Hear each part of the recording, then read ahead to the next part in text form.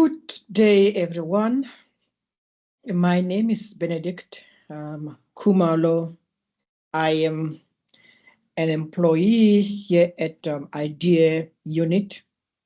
I work mainly with some of your lecturers, so my sort of work evolves around course design, research, and yeah, I often say I'm a jack of all trader within the academic space. You'll find me lecturing, researching, even course or curriculum structuring. But my main focus obviously would be on accessibility because I'm a visually impaired person or a blind person, as one would say. So for today, I would like us to talk, or I'll be sharing a little bit about the special schools in South Africa, or the schools for the blind learners. For obvious reasons, I am blind, as I've said before, and surprisingly, my master's research focused primarily on special schools, perceptions of their position and their role within the inclusive education framework. So what I've done, I've interviewed educators and principals to find out where do they find themselves in this landscape of inclusive education. And I'll also be sharing a little bit about um, learners' experience of inclusive, learners' experience of being in a special schools.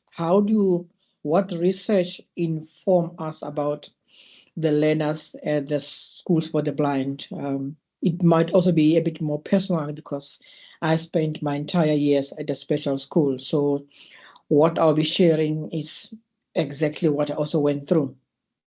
So those are the two main sort of aspects that I'll be talking about today.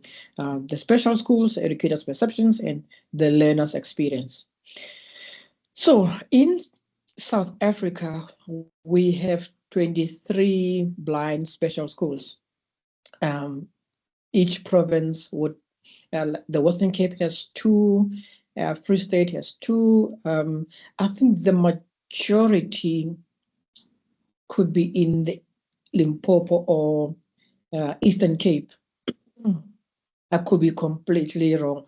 But all of those, interesting that all of these schools were sort of formed by the missionaries way back in the 60s, 70s, to sort of represent the geographical areas or the Group Areas Act of those days. You'll find that a school in Bophuthatswana, back my school I attended to, was in Free State, but when it was found, it was under Bophuthatswana, which means that which meant that all the learners will be learning Setswana as one of their home language, and then they saw us in in Eastern Cape to be South KZN Zulu, and so on. But then you find in Gauteng province, at least they might find a multi sort of lingual special schools for the blind, Philadelphia, and so on. So, but then why do our parents opted to take us to special schools? What was happening in their mind? So in back then, there was that assumption or belief that special schools are the best place for learners with disabilities. If some of you who knows the Marxist theory, you'd know that it was around the economy that because we can't work, so the only place is to remove persons with disability far away from the community and put them in a shelter. But what we have found with the special schools was that there was this belief that these schools are the best place for visually impaired persons because they all look alike. So it might be easier for them to cope with life, which could be true. That I mean, we all looked alike, and there was nobody could tease, although we did tease each other about certain things, but not necessarily blindness as a focal point of our teasing. And the other reason why parents opted to take us, blind learners, to special schools is purely, again, on the assumption that these schools are well resourced and have well qualified educators and principals to deal with blind and visually impaired persons. So you find that in the school, the assumption was an educator has a qualification in blindness, therefore they would be able to transfer knowledge easily to Benedict, who's blind, unlike in a mainstream school where the conventional method of teaching would not work. But those are the assumptions that when special schools were designed or were formed, people had those assumptions that we are doing something good for these people or for those people, as one might say. But then what do we know about special schools or schools for the blind? If I say special schools, just know that I'm referring to schools for the blind. What do we know? Currently, there has been some research done about the schools for the blind or the special schools. One I can think of the Teddy report, which I believe that as a DSE student, at some point in your class, you should have engaged or have a look at that report. There was another report done in 2015 by Section 27 with Blind SA, where they primarily looked at the schools for the blind in South Africa. There's another one called the Human Rights Watch. It was in 2015. So all of those three reports, when you have time, and the monitoring and evaluation report, I think that one is 2017 from government. I'll ensure that by the end of this presentation of my talk, when you get your resources, these readings are part of the resources that you will be getting if you have not received them.